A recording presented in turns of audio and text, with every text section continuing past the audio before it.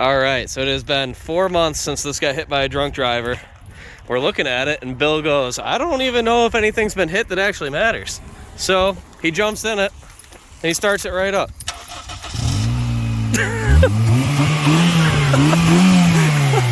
It's not even leaking coolant. Because where the radiator is placed, it pressed down on the top of it and never even broke it. Pretty sure it moves. Yep. Is the jump box in the way? Oh shit, yeah, jump box is.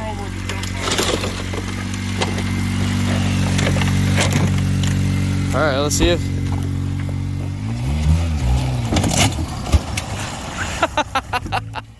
Brakes are locked up. That's because they had the e-brake on all this stuff. Oh shit.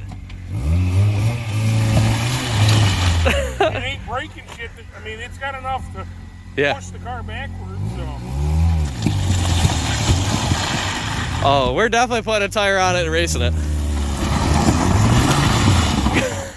The clutch feels pretty solid. Yeah, he said he had a $2,000 bill. They did valves, a bunch of other shit. Wow. This is why everybody races Hondas, because like, you can't kill it. I'm not going to lie, I was like 50-50 if it was going to start because of the wiring right there. I can't believe it's not leaking coolant. That's insane. Unbelievable. So we've had it running long enough, there's heat in it.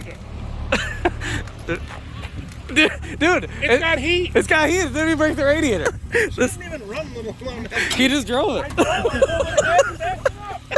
And the brakes are locked up, dude, and it still had enough to do that. We're racing this thing for sure.